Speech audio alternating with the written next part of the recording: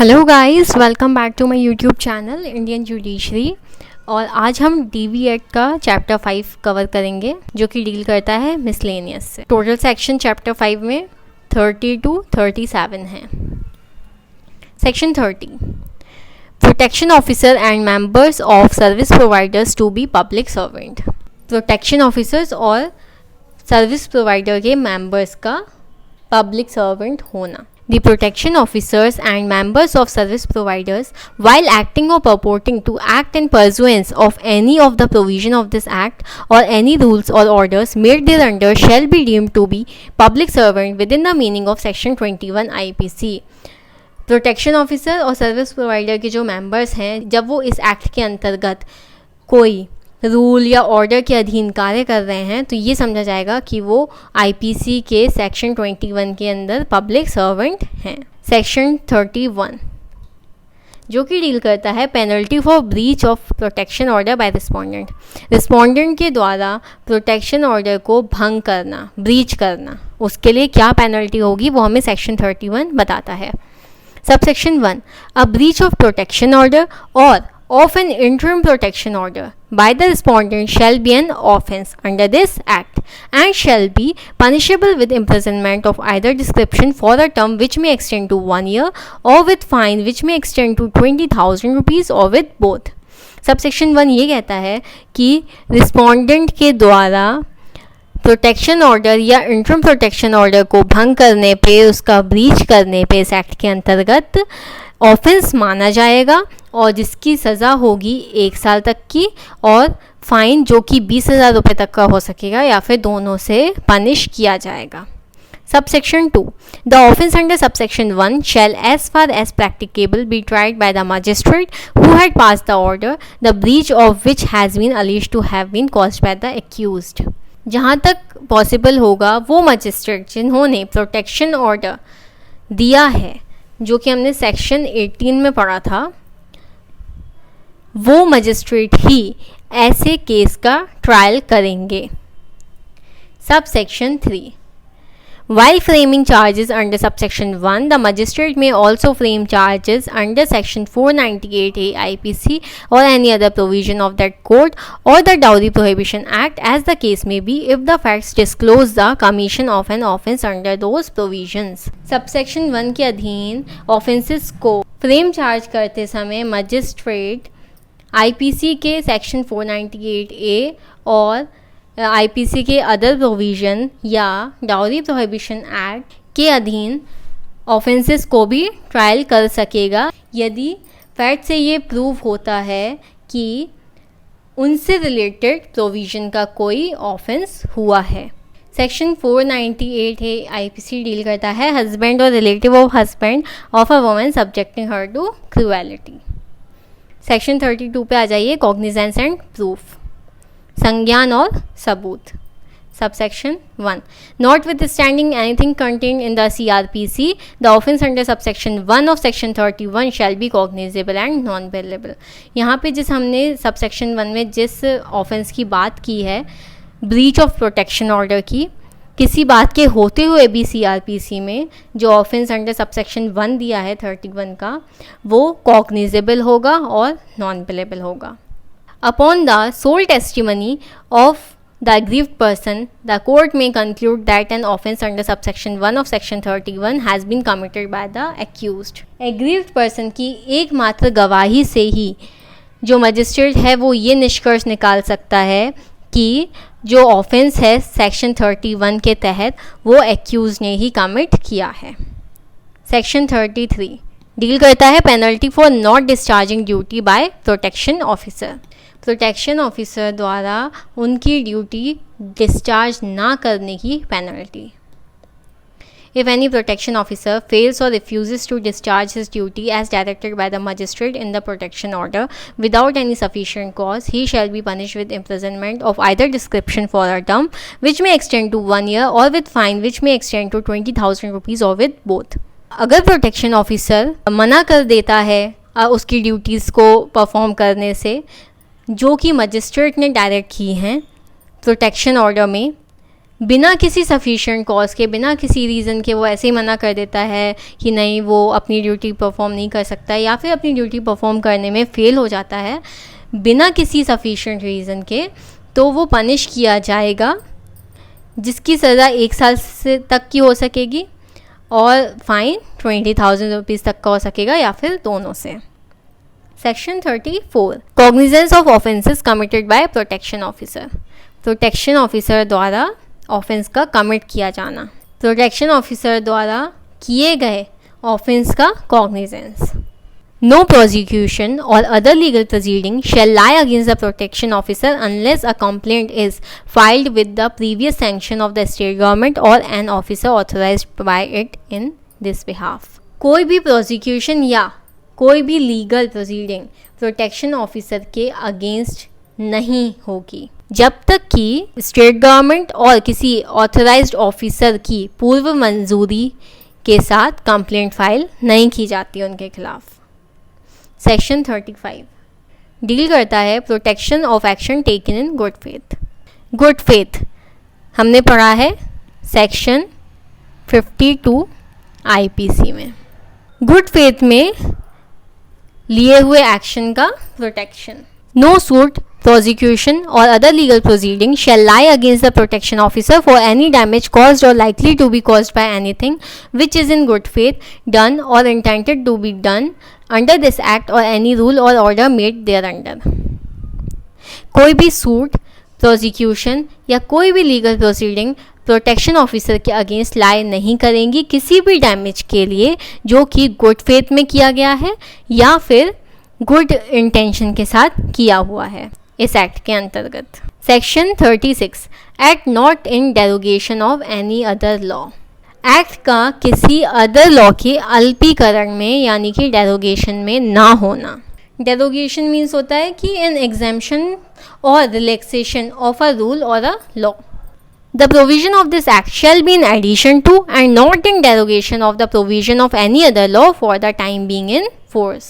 इस एक्ट के प्रोविजंस किसी अदर एक्ट के प्रोविजन के एडिशन में होंगे, अतिरिक्त में होंगे, ना कि उनके डेरोगेशन में। सेक्शन 37 डील करता है power of central government to make rules. Central government की रूल्स बनाने की शक्ति। Sub section 1 The central government may by notification make rules for carrying out the provision of this act. Central government notification द्वारा इस act के provision को carry करने के लिए रूल्स बना सकेगी।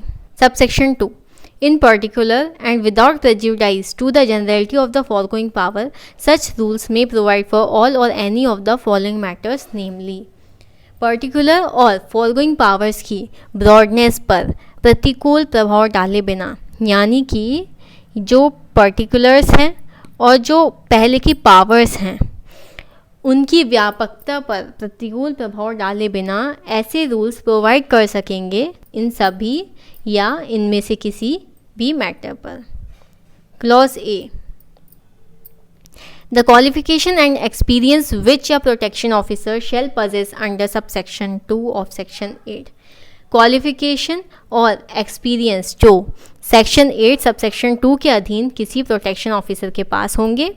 Clause B the terms and conditions of service of the protection officers and the other officers subordinate to him under subsection 3 of section 8। Section 8 subsection 3 के अधीन प्रोटेक्शन ऑफिसर और उनके सबऑर्डिनेट ऑफिसर्स की सर्विसेज के terms and conditions. Clause C the form and manner in which a domestic incident report may be made under clause B of subsection 1 of section 9। वह form या प्रारूप और manner जिनमें section 9 subsection 1 और clause B के अधीन कोई domestic incident report बनाई जा सकेगी। Clause D the form and the manner in which an application for protection order may be made to the magistrate under clause C of subsection 1 of section 9। वह प्रारूप या वह manner section 9 subsection 1 clause C के अधीन protection order के लिए magistrate को कोई एप्लीकेशन दी जा सकेगी। Clause E The form in which a complaint is to be filed under clause D of subsection 1 of section 9. वह फॉर्म जिसमें सेक्शन 9 सबसेक्शन 1 और क्लॉज डी के अधीन कोई कंप्लेंट फाइल की जा सकेगी. Clause F. The other duties to be performed by the protection officer under clause I of subsection 1 of section 9. Section 9 subsection 1 clause आई के अधीन प्रोटेक्शन ऑफिसर द्वारा परफॉर्म की जाने वाली other duties. Clause ji. The rules regulating registration of service providers under subsection 1 of section 10. Section 10 subsection 1 के अधीन service provider के registration को रेगुलेट करने के rules. Clause H. The form in which an application under subsection 1 of section 12 seeking reliefs under this act may be made and particulars which such application shall contain under subsection 3 of that section. वह form या प्रारूप जिनमें इस act के अधीन reliefs को देने के लिए सेक्शन 12 सबसेक्शन 1 के अधीन कोई एप्लीकेशन दी जा सकेगी और वो पर्टिकुलर्स जो इस सेक्शन की सबसेक्शन 3 के अधीन हैं ऐसे एप्लीकेशन में कंटेन होगी. Clause I. The means of serving notices under subsection 1 of section 13. Section 13 subsection 1 के अधीन सर्विंग नोटिस के उपाय. Clause J. The form of declaration of service of notice to be made by the protection officer under subsection 2 of section 13. Section 13 subsection 2 के अधीन protection officer द्वारा दी जाने वाली notice की तामील की डिक्लेरेशन का फॉर्म या प्रारूप. Clause K. The qualification and experience in counselling which a member of the service provider shall possess under subsection 1 of section 14. Counselling के लिए क्वालिफिकेशन और एक्सपीरियंस जो सेक्शन 14 सबसेक्शन 1 के अधीन सर्विस प्रोवाइडर दे किसी मेंबर के पास होंगे. Clause L. The form in which an affidavit may be filed by the aggrieved person under subsection 2 of section 23. वह फॉर्म या प्रारूप जिसमें कोई एफिडेविट सेक्शन 23 सबसेक्शन 2 के अधीन एग्रीव्ड पर्सन द्वारा फाइल किया जा सकेगा. Clause M. Any other matter which has to be or may be prescribed. कोई अदर मैनर जो प्रिस्क्राइब किया जाना है किया जा सकेगा. सबसेक्शन 3 में आ जाइए. Every rule made under this act shall be laid as soon as may be after it is made before each house of parliament while it is in session for a total period of 30 days which may be comprised in one session or in 2 or more successive sessions, and if before the expiry of the session immediately following the session or the successive session aforesaid both houses agree in making any modification in the rule or both houses agree that the rule should not be made, the rule shall thereafter have effect only in such modified form or be of no effect as the case may be. So however that any such modification or annulment shall be without prejudice to the validity of anything previously done under that rule. Subsection 3 ये कहता है कि इस act के अंदर सभी rules बनाए जाने के बाद जल्दी से जल्दी पार्लियामेंट के सामने 30 डेज़ के लिए रखे जाएंगे. ये जो टाइम पीरियड होगा ना 30 डेज़ का वो 1 या 2 से ज़्यादा सक्सेसिव सेशन में पूरा हो सकेगा. और अगर सेशन एक्सपायर होने के पहले ये पीरियड ओवर हो जाता है 30 दिन का और जो दोनों हाउस हैं पार्लियामेंट के इनमें कोई चेंज करना चाहते हैं और इस बात से एग्री हो जाते हैं तो वो रूल मॉडिफाई वे में ही इफ़ेक्टिव होगा. और अगर दोनों हाउस इस बात से एग्री हो जाएं कि ऐसा कोई रूल नहीं बनाना चाहिए तो वो उसी टाइम इनइफेक्टिव हो जाएगा यानी कि निष्प्रभाव हो जाएगा. लेकिन रूल्स के ऐसे मॉडिफिकेशन या इनइफेक्टिव होने से पहले उससे पहले बनाए हुए किसी रूल पर कोई इफ़ेक्ट नहीं पड़ेगा. तो आज हमने डोमेस्टिक वायलेंस एक्ट कंप्लीट कर लिया है chapter 1 to chapter 5. I hope आप लोगों को पूरा समझ में आ गया होगा. MPADPO की क्लासेस चल रही हैं. आप लोग मुझे कमेंट सेक्शन में बता सकते हैं कि आपको कौन सा एक्ट पढ़ना है. Okay, now thank you for watching my videos. Please do like, share, subscribe and comment. Bye.